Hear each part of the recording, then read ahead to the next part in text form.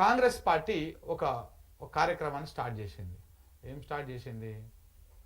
ఇగో గిట్లా ఒక campaign start చేసింది. సున్నితమైన సమయంలో ఈ సభ నిర్వహించడం అవసరమా పింకీస్ అని చెప్పేసి ఆపన్న ఆస్తమని ట్విట్టర్లో బాగా కాంగ్రెస్కు అనుకూలంగా ఉండేటువంటి హ్యాండిల్. ఈ హ్యాండిల్ ఒక ట్వీట్ వేసింది. ఇట్లా చాలా తిప్పుతా ఉన్నారు కాంగ్రెస్ సంబంధించినటువంటి మీడియా, సోషల్ మీడియా సర్కిళ్ళల్లో. ఓవైపు ఉగ్రదాడితో దేశమంతా అయహలట్టు, మరోవైపు ఎండలతో నిప్పుల కొలిమిలా తెలంగాణ.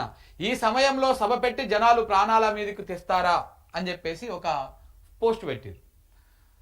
మరి అంటే ఎట్లా చేయొచ్చు? మొన్న ఏం చేశారంటే ఒక 2 రోజుల క్రితం ఇట్లా ఉంది కదా, ఇట్లా మధ్యలో గ్రీన్ మ్యాట్లు కనపడుతున్నాయి చూసిర్రా, కిందంగా ఫ్లోర్ మ్యాట్లు అంటారు వాటిని. బేసిక్గా ఏడ మనం ఫంక్షన్లు చేసుకున్నా లేకపోతే ఏడ చేసుకున్నా కానీ ఆ కిందంగా ఆ పచ్చటివే వేస్తారు. ఏ ఫంక్షన్ చేసినా రేవంత్ రెడ్డి గారి సభలకు కూడా గిట్లనే వేస్తారు కిందంగా. నిన్నటిదాకా ఏం చేసిరంటే ఈ గ్రీన్ మ్యాట్లు ఎందుకు వేసిరంటే జనం ఆడికి రాకపోతే గ్రీన్ మ్యాట్లలో కీ వేసి దాంట్లో జనాలను చూపిస్తారంట. అసలు తెలివి ఉందా, నాలెడ్జ్ ఉందా లేదా, మరి ఆ టెక్నికల్ నాలెడ్జ్ అని ఉందా లేదా అర్థం కాదు. గ్రీన్ మ్యాట్ కీ కావాలంటే దానికి ఎంత లైటింగ్ ఉండాలి, ఎంత అట్లా కనపడాలి, దాన్ని ఎట్లా అది చేస్తారు. సభ జరిగేది ఈవినింగ్లో నీ కీ ఎంత అద్భుతంగా లైటింగ్ ఉంటుందా? జనాలు అట్లా ఓవరాల్ కనపడతారు అంతేగాని. అసలు నాకు అర్థం కాదు. ఇలా గ్రీన్ మ్యాట్లు వేస్తే ఈ గ్రీన్ మ్యాట్లు అంట ఆ గ్రీన్ మ్యాట్ని గ్రాఫిక్స్లో తీసేసి జనాల నాడ యాడ్ చేసి ఎక్కువ వచ్చినట్టు చూపించుకోవడానికి ఇట్లా గ్రీన్ మ్యాట్లు వేసారు అని చెప్పేసి ప్రచారం చేసేది నిన్నటిదాకా. మళ్ళా ఇప్పుడేమో ఇగో గిట్లా ఎండలు కొడుతున్నాయి, అక్కడ ఉగ్రవాదుల దాడి చేస్తున్నారు ఇవని చెప్పేసి. ఉగ్రవాద దాడి ఎప్పుడు జరిగింది, వీళ్ళు ప్రోగ్రామ్ ఎప్పుడు ఫిక్స్ చేసుకున్నారు? క్యాన్సిల్ చేయకపోయారు. మరి ఉగ్రవాదుల దాడి జమ్మూ కాశ్మీర్ జరిగింది కాబట్టి వరంగల్లో కేసీఆర్ సభ పెట్టొద్దు అని చెప్పేసి క్యాన్సిల్ చేయాల్సి ఉంటుంది. ప్రభుత్వం మీదే కదా, అనుమతి ఇచ్చింది మీ పోలీసులే కదా, మీ వ్యవస్థనే కదా. క్యాన్సిల్ చేయాల్సింది. కాశ్మీర్లో దాడులు జరుగుతున్నాయి కాబట్టి వరంగల్లో కేసీఆర్ సభ బంద్ పెట్టాలి, అనుమతి రద్దు అని చెప్పేసి చెప్తే అయిపోతుండే కదా. అనుమతి ఇచ్చేది మీరే, ఇట్లా ఈ టైంలో పెట్టడం అవసరమా, ఎండలకు ఇది అవుతుందని చెప్పేసి చెప్పడం ఇదే. సో ఇలాంటి ప్రచారం కూడా స్టార్ట్ చేశారన్నమాట. రైట్, ఇక మిగతా వార్తలు కూడా చూద్దాం మిత్రులారా.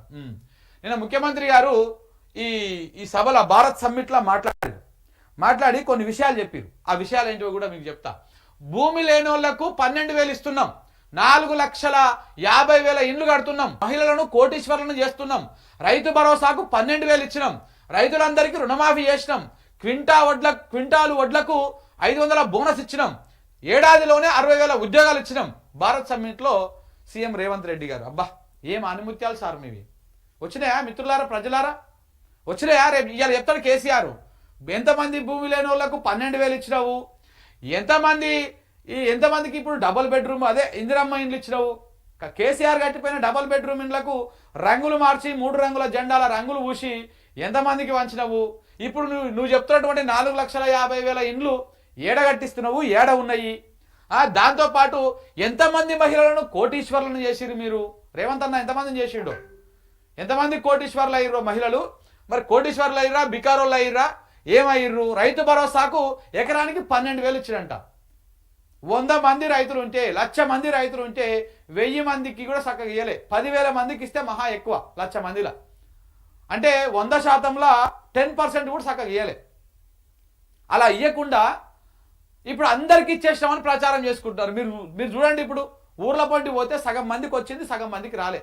ఇక క్వింటాల్ వడ్లకు 500 బోనస్ ఇచ్చినామంట. ఈడనేమో వడ్లు అన్నిటికి ఇచ్చినామని చెప్తున్నాడు.